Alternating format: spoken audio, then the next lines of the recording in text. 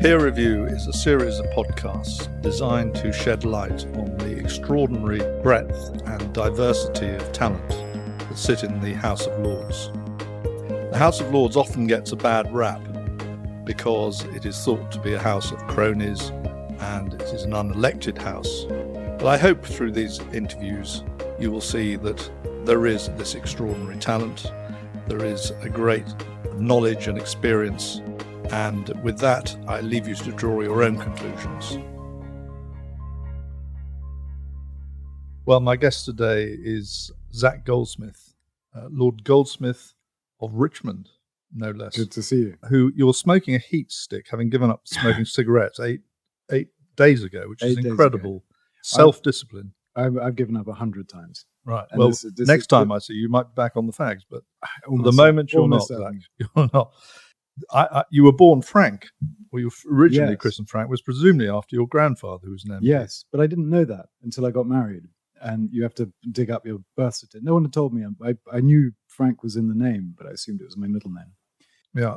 Doesn't sound quite as sexy as Zac, if I may say so. My nickname was Frankie at prep school. So, but no link. It was very odd that my friends called me Frankie. And the Goldsmith family is obviously seldom out of the papers. And your father, of course, was this buccaneering entrepreneur, hugely successful, lived a lot of time abroad, I think, married several times. So it must have been quite a rich family upbringing. And of course, he started in latter life the referendum party. Yeah. I mean, what was your relationship with your father? I'm not asking for sort of detail, but I mean, did you sort of talk politics to him? Did you? Yes, all the time. I mean, he was a huge figure. I mean, it was very sort of exotic background, really. But when you're growing up in it, you don't think it's unusual. Your brothers and sisters all over the world. But he was the most dominant figure that I've ever come across in my life. So if you were in a room with him, it didn't matter how many people were there, he was the focus of attention, undisputably. And I hung on his every word. I found him fascinating. I mean, it probably wasn't the conventional kind of father-son relationship. He was much more sort of grandfatherly with my younger siblings in different litter. But it's very rare that a week goes by where I don't wish I could ask his views on stuff that's happening at the moment. He had a just piercing intellect. He was fascinating. He was such good company. And your mother, of course, had been married to Mark Burley, the great restaurateur and nightclub owner. You have a very well-known sister who was married to Imran Khan, the great cricketer, and Ben, of course, a campaigner for wild farming and things like that. Yeah. It must have been quite a noisy household when you were brought up. It's always been very noisy. We all eat incredibly quickly because it's like a competition for food. But it's kind of, I mean, we cover quite a big chunk of the world. I think Imran right now causing huge issues in Pakistan. I don't know if you're following all. Well, I was due to have a Zoom call with him, but they cut off his internet. It was blocked, I think, by the Pakistani government. Yeah. So he is probably the biggest political figure Pakistan has had since the founder. And it's hugely worrying because obviously if there was an election now, he'd win it very easily. And there will therefore be huge efforts made to prevent that from happening. And all kinds of ludicrous charges thrown at him. But I don't think any of them would or even could stick. So it's a sort of worrying time. For his sons particularly, must be. They live in a permanent state of anxiety. And presumably, you've seen him and been in touch with him recently. I haven't seen him for a long time. Probably a couple of years. And it's quite ironic now that you are Minister for the Commonwealth, so you could. It is within your remit to go and visit Pakistan at any moment. Yes, but I'm kept well away from Pakistani politics. I think the Foreign Office is paralyzed by fear that I might tweet about Imran. So your great passion was obviously ecology. You started under the wing of your uncle, really. Yeah. In 1997, you became editor of The Ecologist, didn't you? Yeah. And you presumably not had a huge amount of journalistic experience. I had none. But what happened was the magazine collapsed, and the then team, my uncle wasn't involved at the time. He'd been pushed out for being too conservative, I think. That's conservative with a small c, presumably. Yes. Yeah. The team disbanded. The magazine was dropped, I think it was losing a lot of money at the time. And I was supposed to come in as part of a team as the sort of reviews editor or the letters editor. But one by one, the team fell apart, and I was the only one left. It was a battle. We'd find ourselves being threatened with court pretty much every issue. And I remember Monsanto, no longer, Monsanto's been absorbed now into another company. Yeah. But we did one called the Monsanto Files because no one had ever published anything successfully about Monsanto without, they'd have to pulp it or they'd end up in court. And we did the Monsanto Files. Well, Monsanto you should just explain. Monsanto they were the biggest at the time genetic engineering company. They produced PCBs. They produced Agent Orange, which we all know about. Agent Orange, which is the thing that brought them down. Yes, and it was a pretty sort of monstrous company. And we did the Monsanto Files, and I expected them to come for me, but they never did. They went to the printers who refused to give me the magazine. I ended up having to buy a printing firm for one night in order to print the magazine, hold the liability, and sell it back to them the next day. Money never changed hands, but it meant that I had the liability. Then Smiths and Menzies wouldn't stock it. They were threatened by Monsanto, so we had no shops, no outlets.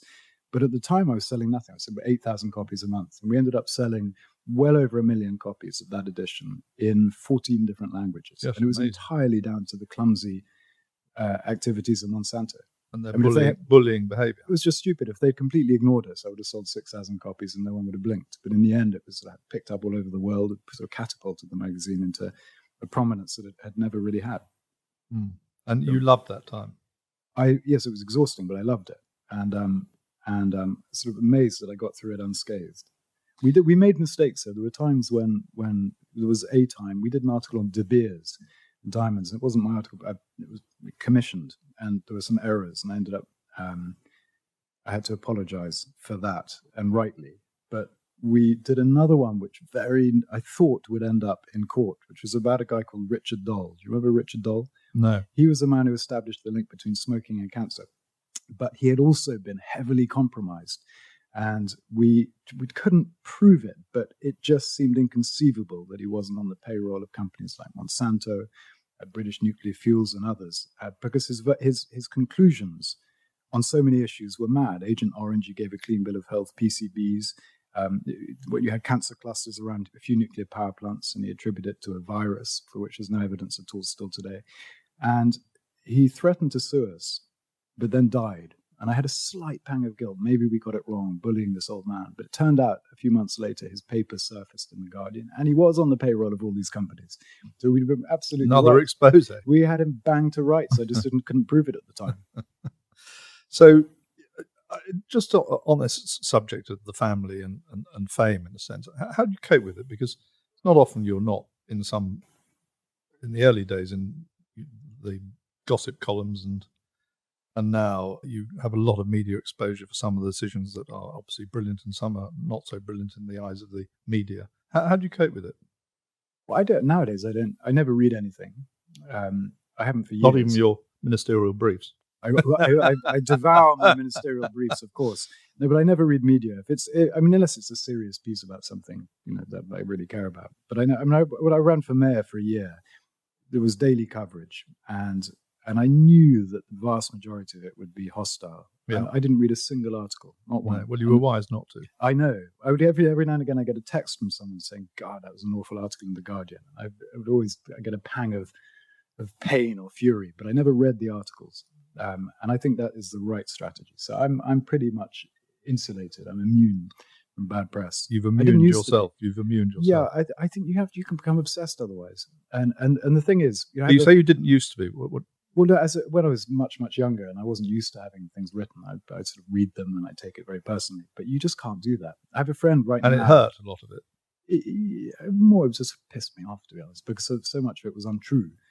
When you know an issue and you see it covered in the press, invariably they've got it wrong. And that whether it's about you or about someone else.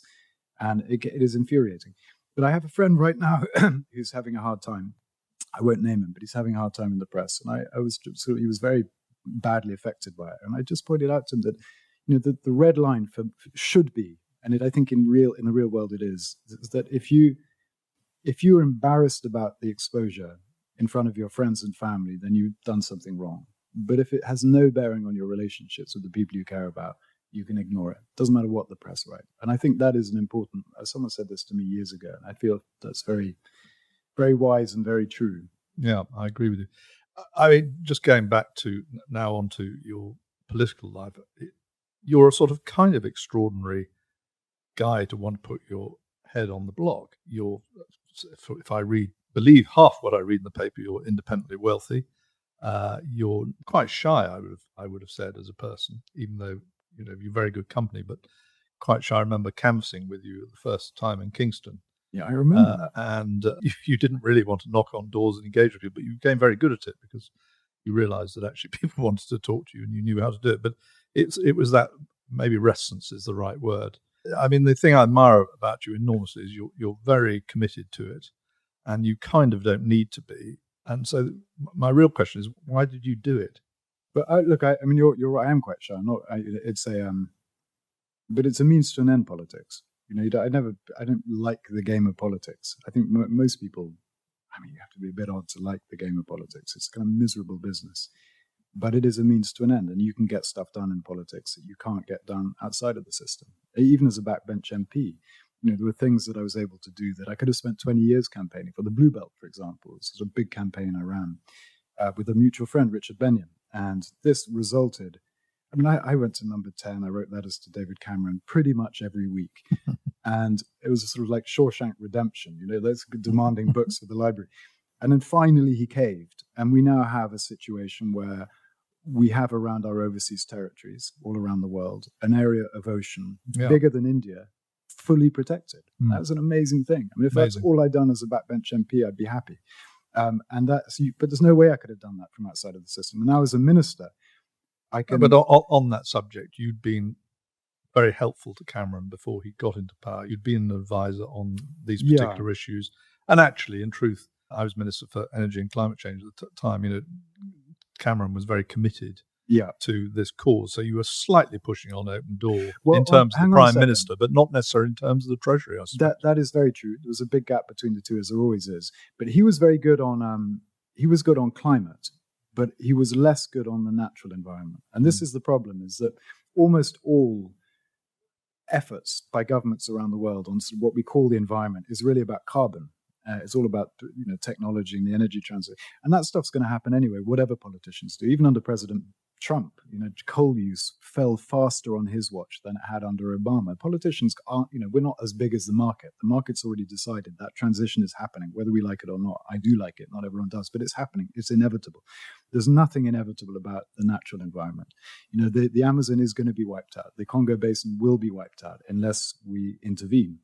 And it's a big deal. You think 2/3 of Africa's rainfall comes from the Congo Basin. So, I mean, if we allow 500,000 hectares a year to be destroyed as it is today, that you're looking at a humanitarian crisis on a biblical scale.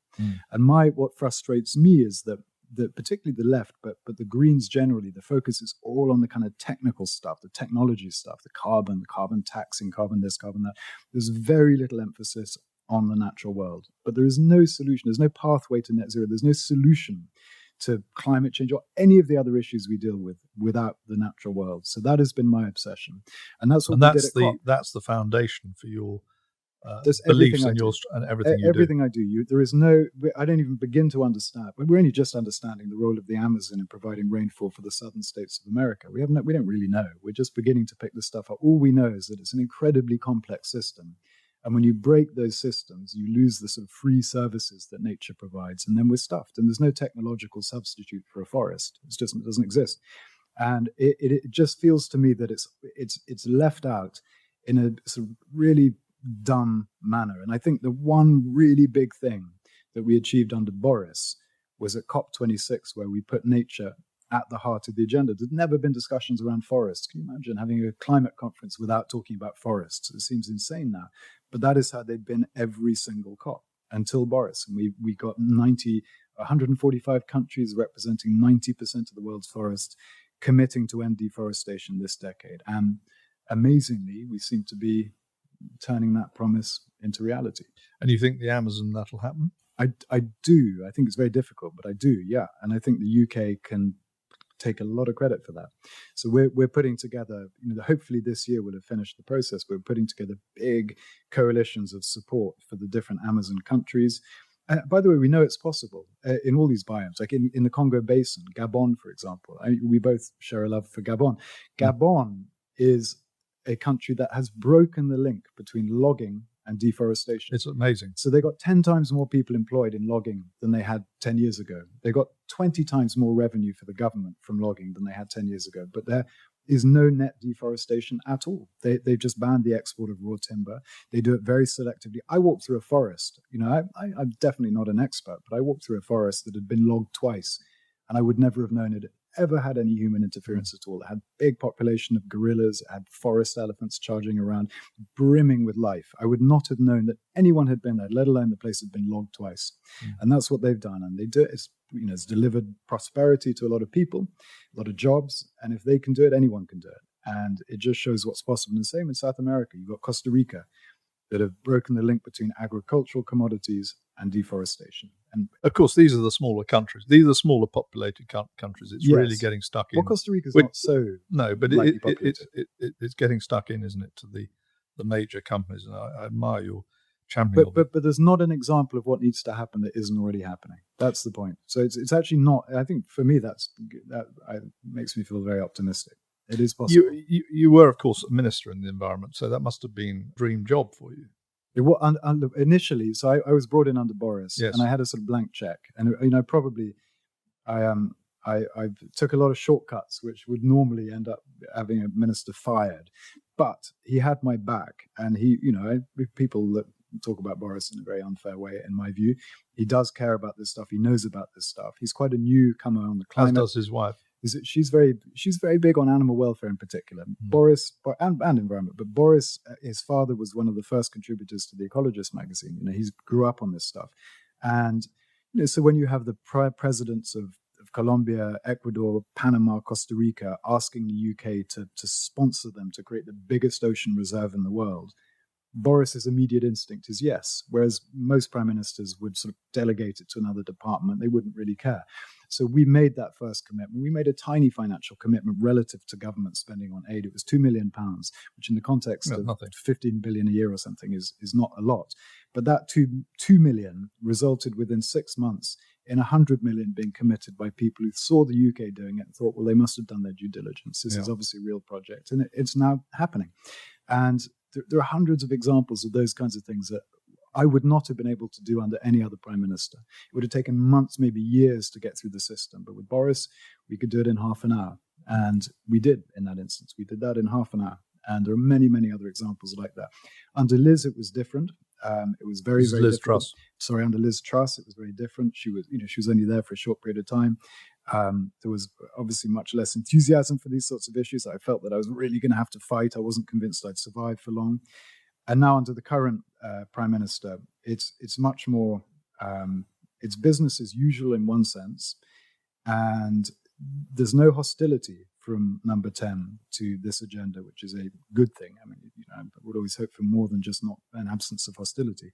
But it's we don't have the same charge momentum that we had for those 3 years under Boris, and therefore I'm having to fight a lot harder now than I had to for those 3 years. But of course, it's not necessarily your brief now because you're in the Foreign Office. But it is my brief because the international environment is. I am the Minister for the International Environment and Climate.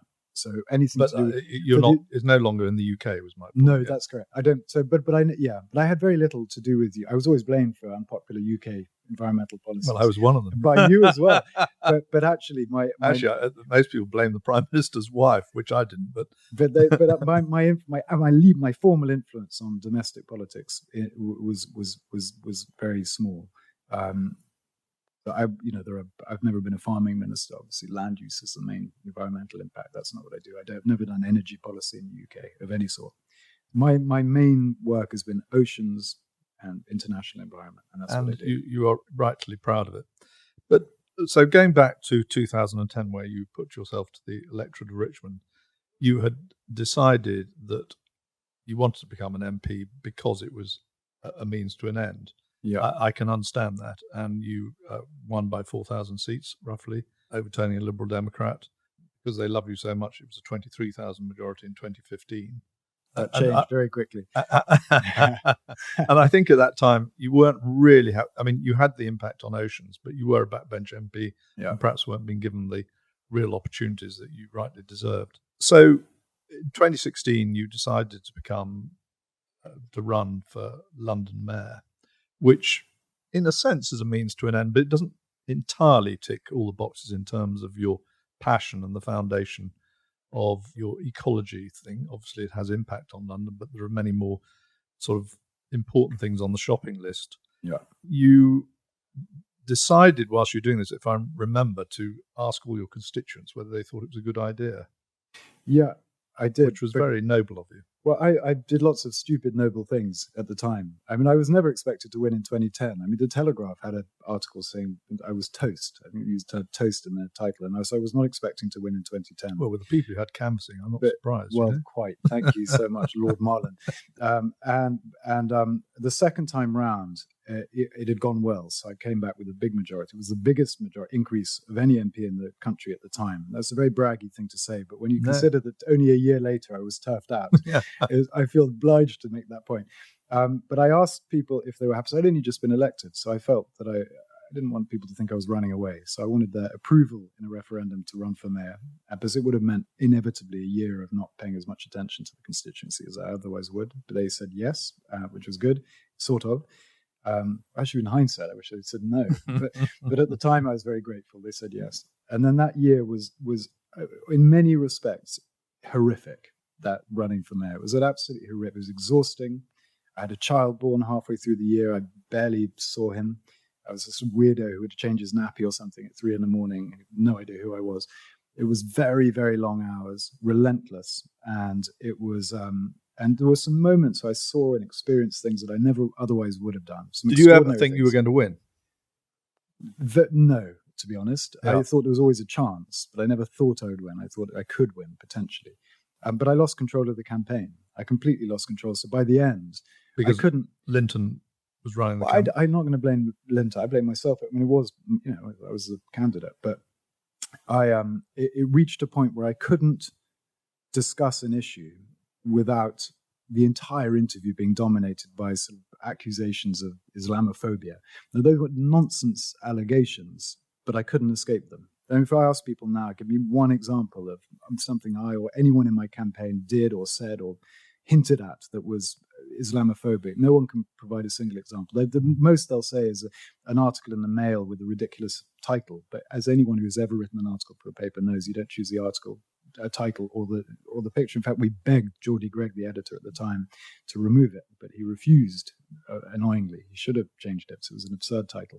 I remember having a conversation with you over not when you were running for mayor, but when we went to Malta together. You said, despite the fact that I'm Jewish, you don't really feel Jewish, and you don't have any. You're much more interested in the ecology of the world than any religious things. And I hate extremism of any sort from any quarter, because I just think it's the world is very unstable, and I worry about the future. And I think maybe a little bit of my Jewish background makes me a little bit paranoid about the future, because and I think even though your mother wasn't Jewish. No, so I'm not by religion. I'm not Jewish.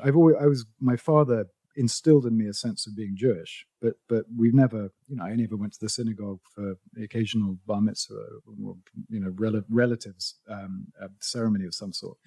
I know very little about the culture of Judaism or the religion of Judaism, but I always felt very identified. I mean, it was always pointed out to me that if I'd been in Germany, as many of my family were during those dark days, I would have ended up, qualifying for the appalling treatment that everyone else received.